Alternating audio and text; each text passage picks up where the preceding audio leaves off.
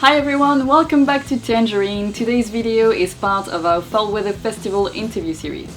Today's band is Frankie and the Witchfinger, who told us how they keep creating so many songs so fast. Is it just about technical?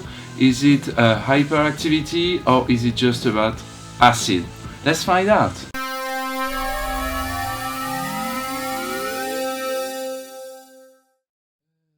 Bonjour, Frankie and the Witchfingers.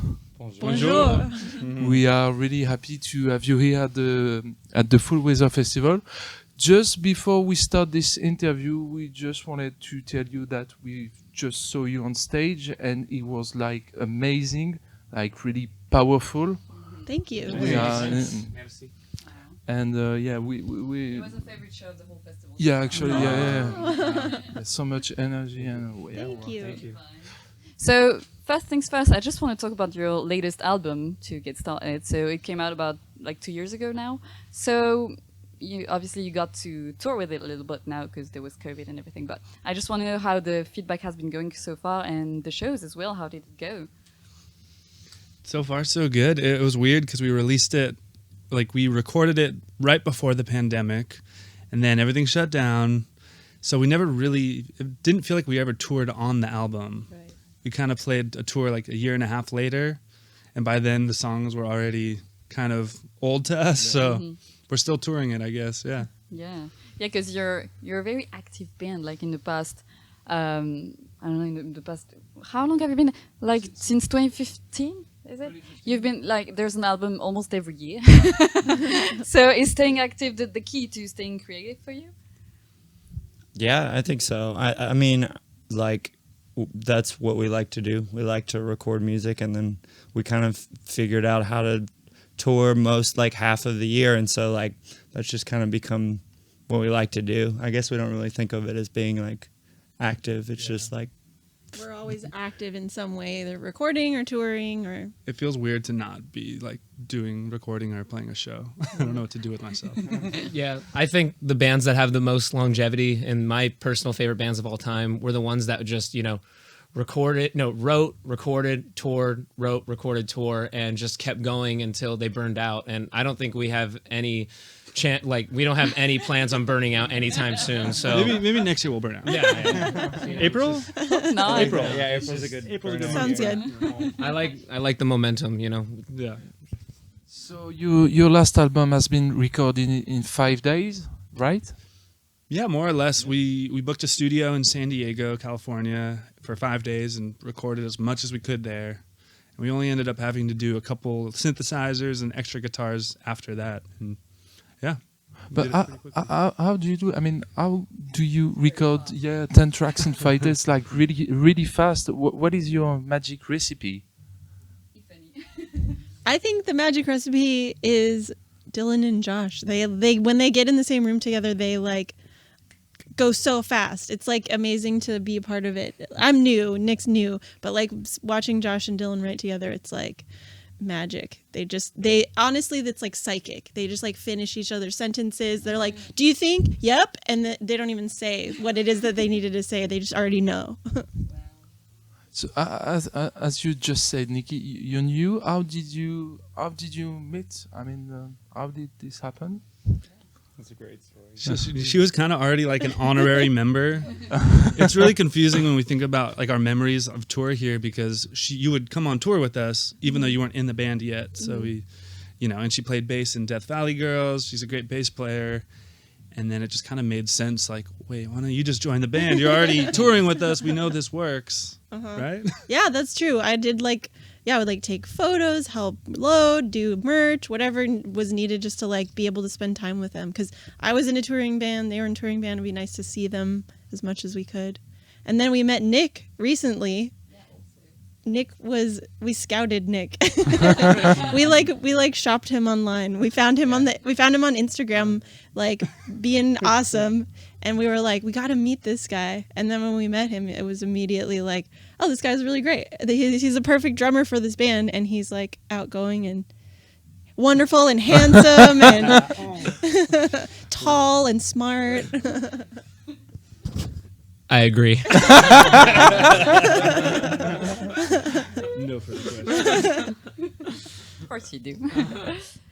So I guess this more question for the old timers. But I just want to know if like the creative process of writing songs has evolved much over the years for you guys, or did you just basically stay the same aside from having new people with you?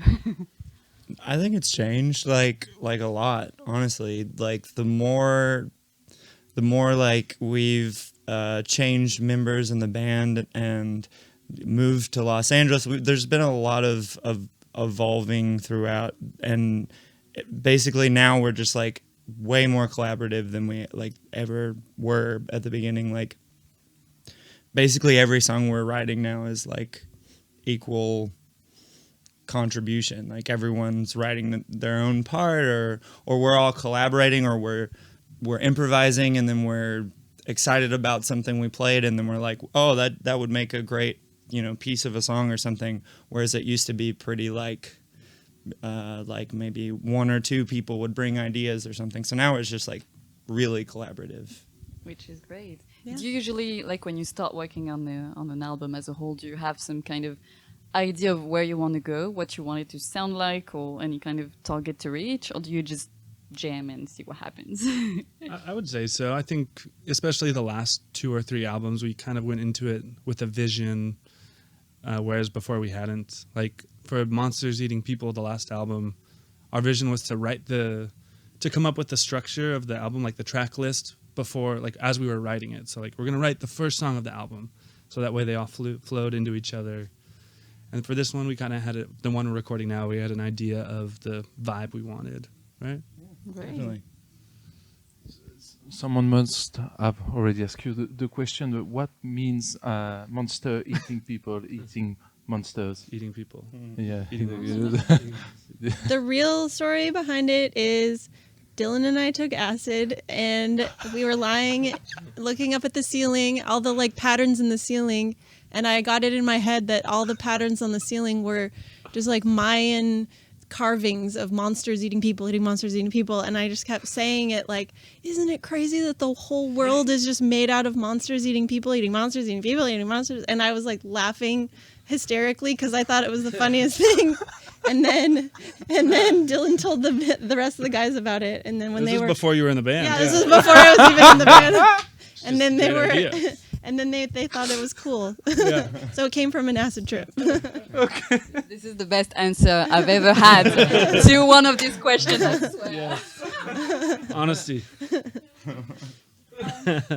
All right.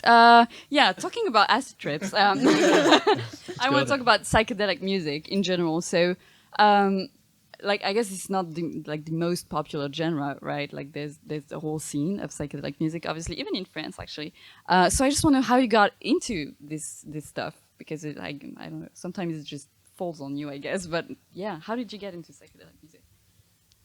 I think we all just like grew up loving to listen to music with headphones and kind of music that would take you elsewhere. And it made more sense to make that than music to like, I don't know, for other reasons, like to sell or to get people to like jump around. I don't know. We always just enjoyed that kind of music. It wasn't really a conscious thought of like, let's do psychedelic music. Kind of just happened naturally, I think. Yeah. So Yeah, you take over. Rest my arms. Some critics said that your last album is the most psychedelic of all. Do you want to keep going in this direction, or you want to try explore? Is it Yeah, the most well, yeah. psychedelic of them all? Honestly, not really. I don't know. We used to be way more tripped out and put like weirder effects on everything.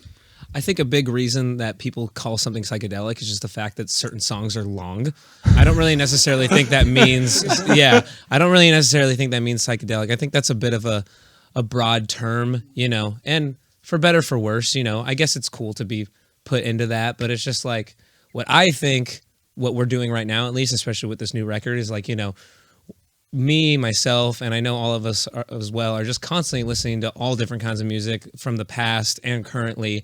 And it's just like, what do I want to, like when I'm thinking of a drum part, what am I going to sit down and what am I going to start playing? It comes from my subconscious of like what I've been listening to. So like, in a lot of the songs, a lot of the newer songs are kind of, are built off of certain drum patterns I come up with, which is awesome for me. I love doing that kind of thing. And some of my favorite bands of all time are just,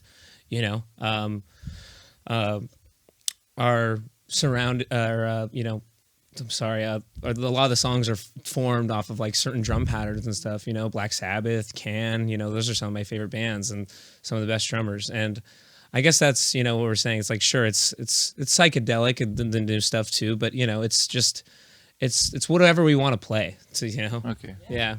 Which is like probably the best decision, like the best strategy. So a word about your lyrics now. So yeah, I just want to know a bit more about what inspires you to write. I don't know if it's only you who writes the lyrics, but we talked about acid, but other than that, like, do you always write from like personal experience and stuff that you go through or witness or feel, or do you just like make up stories entirely sometimes as well? It's all pretty disjointed, I'd say. Like, I think like sometimes it can be so many things. I mean, sometimes it can be like when we're like jamming together, like there's just certain sounds that should be made, and then I think that comes from a place that isn't very like personal. Like, I'm not telling a story or anything. I just want to make the sounds that sound good, and then sometimes it is like it comes from an inspirational place of like a certain sentence or a certain idea or a certain concept. It's like all over the place. I don't have like and we all collaborate on lyrics. It's like it's there's not really one way of doing it, but I'm stoked that people even care about the lyrics half the time. Of course we do. That's basically our job. So yeah, word about the live now, which we really enjoyed. So like there's something very raw about the way you play. Like, it's just very energetic and very fast, and which is our favorite thing ever. But quick question: do you feel, because you have that whole like visual aesthetic, like the obviously the album artwork and stuff? Do you ever feel like you would like to try some kind of crazy scenography with like there's already a few lights, but like decor or something like that, or do you just want to keep it as raw and simple as possible? The stage dressing. Yeah. Dylan has been mentioning that he likes to keep things like he wants the band to be this centerpiece. Like we've done, or all of us in various ways have like done psychedelic liquid lights or like video synth, and it's beautiful and there's a place for it. But I think like I like what you've said about your vision, which is to like now have the band be the center of attention instead of kind of masked by the lighting or overpowered by stage dressing. Right. Yeah, I agree with what Nikki said and how Dylan's vision is too, and how I think the best bands are the ones that just kind of get up there and do it, and the bands that have the best synergy and they're just like all feed off of each other, and like if you could tell that each person is putting a lot of passion into what they're doing and they're not phoning it in. And I truly believe that every night we don't phone it in, like it's a process to get up there and be that energetic, and, because, playing live, it takes two to tango, it's the band and the audience energy. And tonight happened to be a great audience too. So when the audience is great, it makes me want to even get more into it. And, short answer is, less visuals the better, in my opinion, almost. Sure, that's cool, but like, maybe we'll get there one day. But Sorry to interrupt, but I do think that like there is a place for it where it's like right now where we're at, it's not really accentuating what we do. But if we were on a bigger stage, or we did have some kind of immersive experience, and it could be intentional and it could accentuate like the show, then hell yeah. And I think there's a lot of bands that do that, and I'm really impressed by it. We don't have the resources or the need to do that because we play big rooms, we play small rooms. Like, we're not always playing one setup where we can like put a lot of intention into the visual show. Yeah. All right. We're getting There's close a to place for it. Yeah. There's a place. Yeah, there's a place for that kind of thing. Like, for example, I'm sure you all are familiar with a band called the Jesus Mary Chain. They played a secret show at a bar I work at all the way in Long Beach, California, like 3 or 4 years ago. And I wasn't 21 at the time, but a lot of my friends who went said it was great. But, you know, we don't have like the light show there, or like, you know, crazy lights or anything like they usually have. So they said it was kind of like almost borderline awkward, you know, just like watching it. Like, they sounded great, but, you know, it's like certain bands need that visual, you know, psychedelic you know, show to help, you know, like if you ever see The Cure, like in a room that we played right now, that would be cool, That would be but fun. like, it would be kind of It would be like, different but for like, sure. I want to see the big lights, and I want to see, you know, Yeah. I'm bad at this. Yeah, we're getting close to I the plead end. the fifth. So, Oh, that doesn't work here. That doesn't work here. so last question, what's next for you? So you mentioned that you have some new stuff in the works. So new album later this year, perhaps? You don't want to be giving away too much, I suppose, but maybe. Well, we just played some new songs tonight. We're taking new ones on the road with us. We're getting close to finishing up something, Yay. maybe soon, and then maybe people will hear it soon. Cool. Can't wait. Soon. Which can mean anything. Anything else? A lot of touring, I guess, but like in the near or not so near future. We have like tours booked almost throughout the whole end of this year. It's like Wow. Exciting. we're back with a vengeance. Awesome. Thank you so much. Thank you. Thank Thank you. so much, guys. Thank you.